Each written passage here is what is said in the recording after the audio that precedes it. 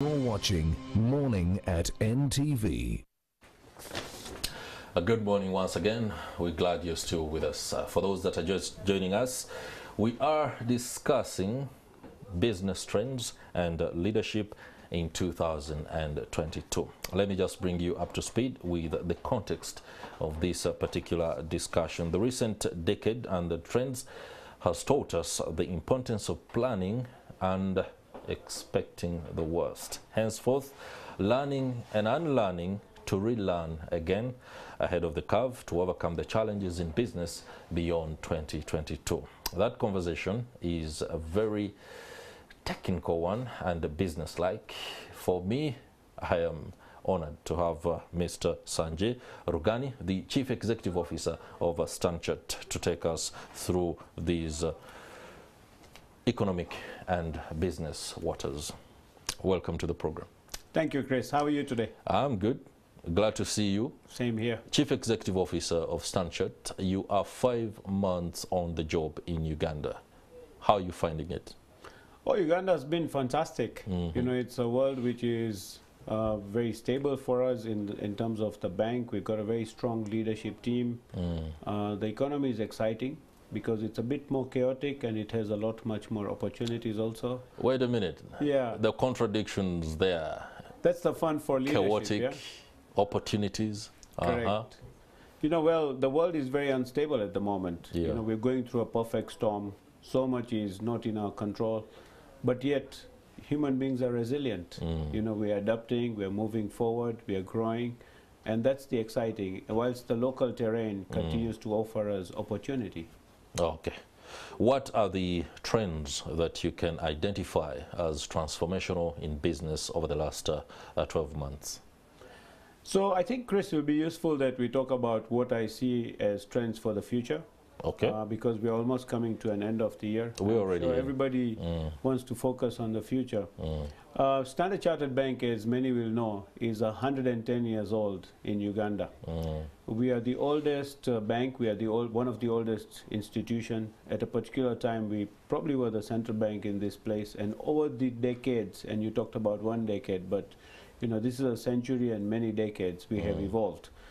We are known to be the pioneer bank. We bring in innovation, dynamism, you know, contribution to the economy is so big, over 1.5% or close to 1.5%. So we're very privileged that we are the DNA, part of the DNA and fabric of this nation.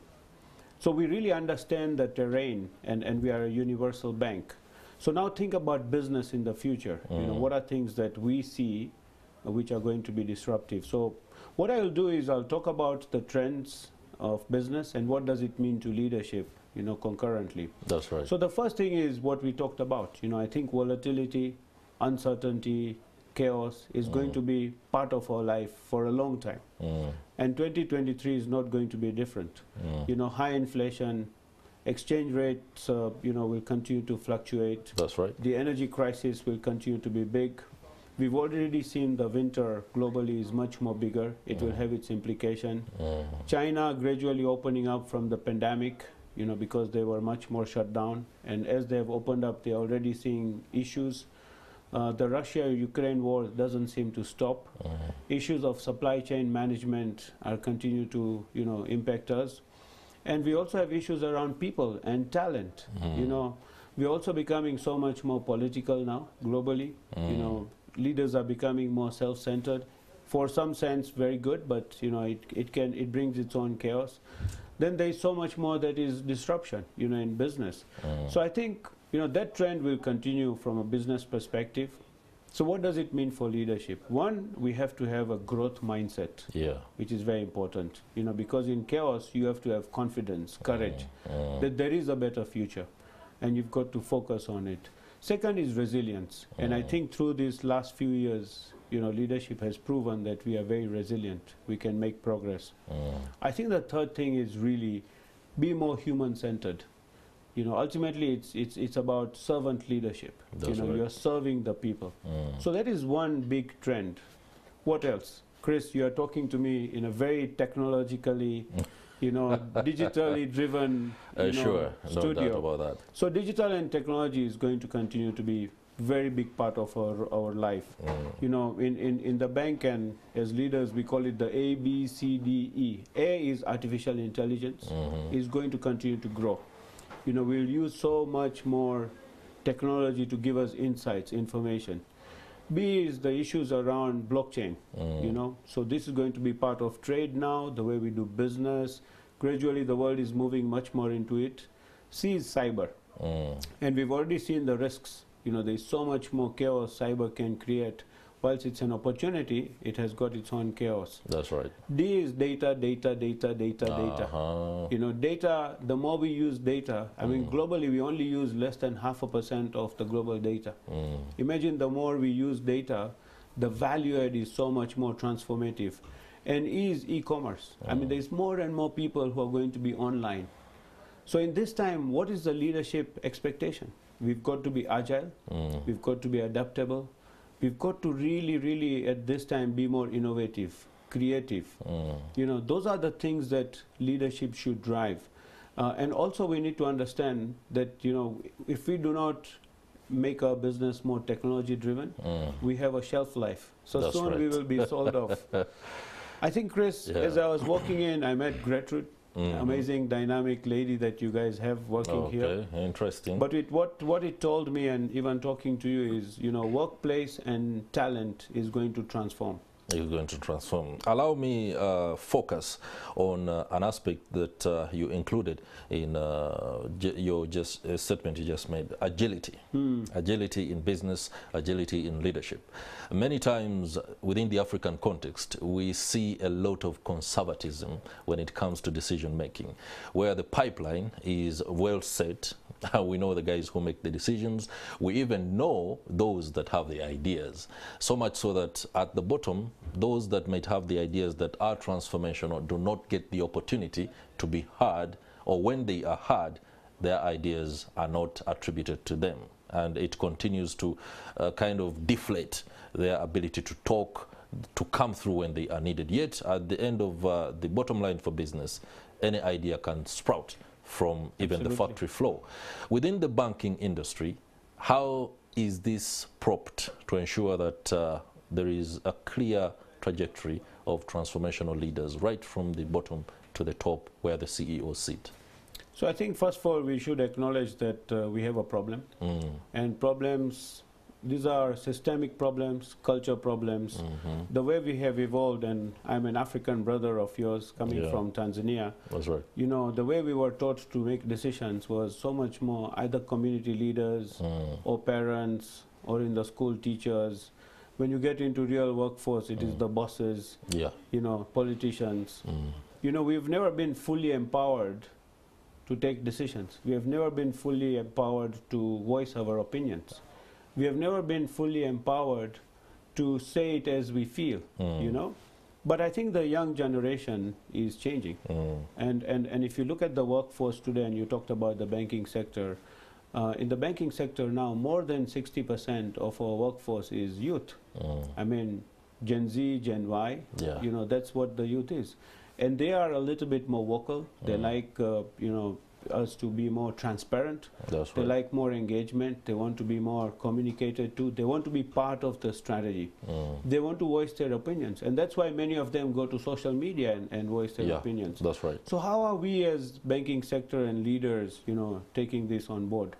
One is, if you look at the disruption that is happening in the banking sector, it is probably amongst the best in the industries, you know, many industries. We have adopted technology.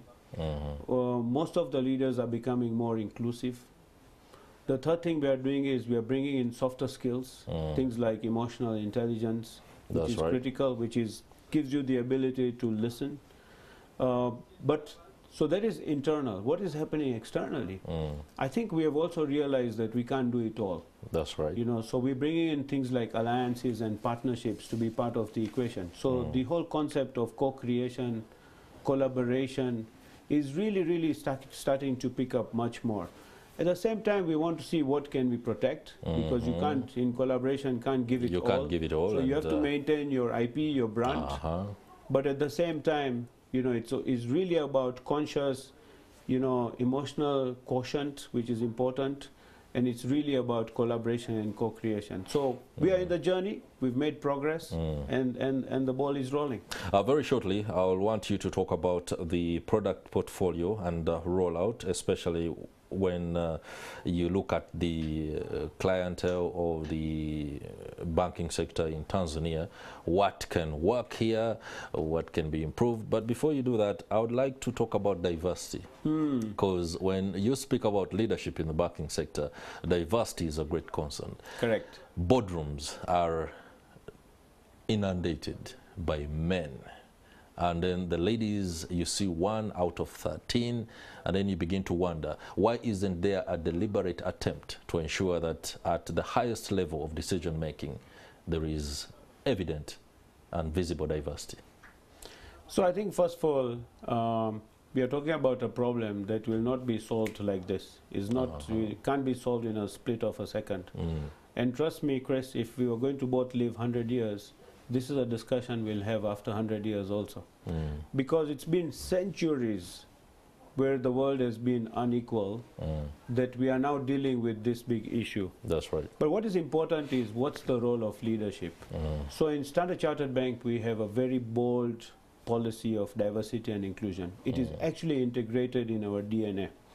At the moment, we have 50% of our staff who are women, and 50% are men. Sometimes it's 49, 51, but it's almost equal. What I've seen, which is exciting, is that we've seen a growth and emergence of talent, women, and that doesn't come by accident. You have to put workplace policies, you have to create learning abilities, you have to create maybe sometimes women forum or men forum, we have to create mentorship, we have to create coaching. It needs to be very deliberate.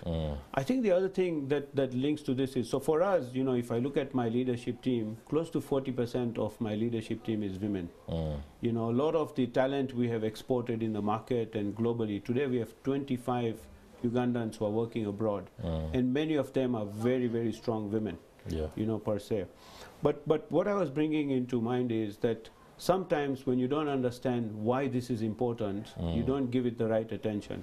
I can tell you for sure that the more Standard Chartered has embraced diversity and inclusion, our profits are improving, our service delivery is improving, our touch of experience that we are driving to a customer is improving, because both male and female bring their own strengths. That's right. And the more we optimize on this is critical. However, remember, we are dealing with a shortage of a very long time. The complexities that women have in their life and men have in their life are very different. Very different. But we have to drive this as a conscious leadership equation. And we have to celebrate the champions who are doing well, because they will share the best practices, and that is how we will learn. All right, let's show the product portfolio question to be the very last one, and allow me to take you through something that is currently sweeping across the globe. Climate change is something that is with us, and we must acknowledge. Nation Media Group is big on ensuring that this conversation is amplified, especially when it comes to climate financing. Banks have been co-opted into the movement across the globe. Standard Chartered Bank, I do not want to say I haven't seen it, but please take me through how you are faring when it comes to climate financing. So I think, you know, there is leadership and there is championship, For Standard Chartered Bank, like you acknowledge Nation Media Group, acknowledge us as champions on the cause. Okay. You know, globally we are a force for good. Our brand promise is here for good. Climate, ESG issues, sustainability issues are at the core of our strategy. There's a lot of transactions we've done with our clients, a lot of effort we've done with governments. There's a lot of global effort we have done. The way we have transformed our own structures, processes, digitized, you know, issues of carbon, issues of, you know, planet are becoming the forefront to our equation. We are also giving preferential financing to good carbon transactions, good climate transactions, and that's how we are driving this agenda. I mean, globally we've put up a $300 billion fund, $300 billion fund, just as a climate transition model. Wow, that is interesting. Mr. Sanjay Rugani, I hope I got that emphasis on Ru pretty good. The Chief Executive Officer of Stanchart. Many thanks for the insight and the perspective. The conversation will continue a little bit later after the show. For now, let's go to Stephen Mbidi.